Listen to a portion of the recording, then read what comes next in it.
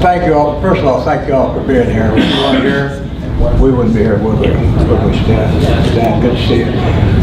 Who did Frank have his first match with? Does anybody know? You don't know? You do.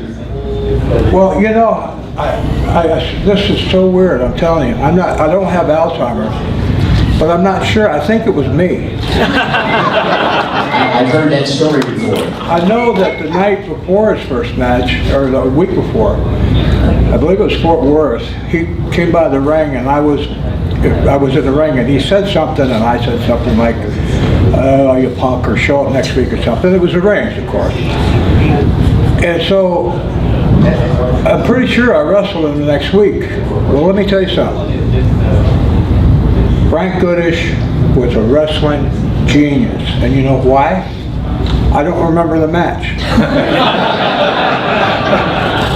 Let me explain again. Let me remember, no Alzheimer's here. Yeah. The reason I don't remember, example, I had a guy one time tell me, he said, oh, I loved your match with Pat Patterson out in California. I said, I never wrestled Pat Patterson.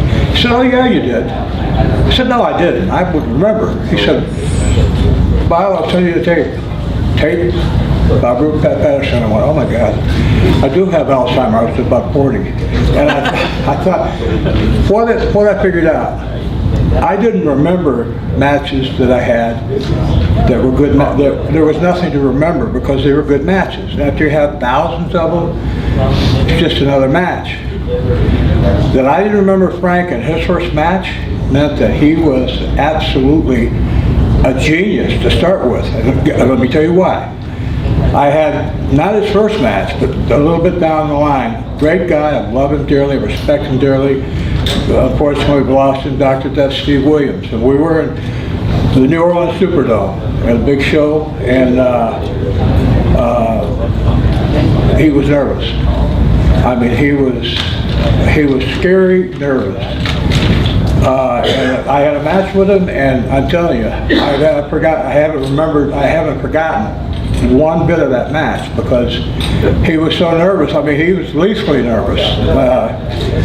Pick you up by the wrong arm, fire you in the ropes, not done. Only time ever done in my entire career, where I had to go take a bump and tell the referee, tell him to calm down, please. Everything's going to be okay. And it was. The fact that I don't remember Frank is a tribute to his starting out being so calm, cool, and collected that he wasn't nervous. And we had a good match. The other thing I want to say, with the utmost respect for him, his character when he started was such, it wasn't so much his brand, which was very important to him, because that's why he could walk out. So like so many boys couldn't and wouldn't. Maybe self-respect was part of it, maybe they needed to make a living was part of it, they had a family to protect or whatever. But he would walk out because his self-respect was, and his character was as important to him, also his brand, but those came first because he had to live with himself whether he had a big name or not. He walked out on people. Believe me, he didn't walk out screwing them, they were screwing him. That's why he walked out. I don't deserve to be with these folks. They know Frank a lot better than, no, but only because you knew him so much better than I did. So what I do know of him, first class guy, very, very smart, scary as hell to look at, fit the part, and you know what? Because he refused to compromise himself, not only would he not take being screwed around, he wouldn't compromise himself in the ring either. If you couldn't make him believe it, sorry, I wasn't going to do it.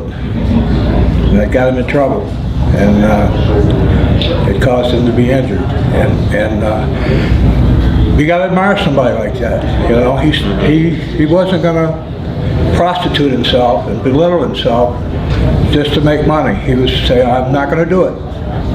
You bring it to me, you give it to me, and make before I can believe it. I don't mean hurting you. I mean, just to make it look believable, then I'll go along with it. If it's not, I'm sorry. I'm not going to pander myself. That's the ultimate compliment in our business, because there's too many guys, unfortunately, were compromised. You know, they had to stick around, or it was just the way. The promoters owned everything. They had total control. They could blackball you, whatever, and people were afraid to do it. Well, he wasn't. And I hope you were lucky to have him in your life. A lot more than I did. I envy you.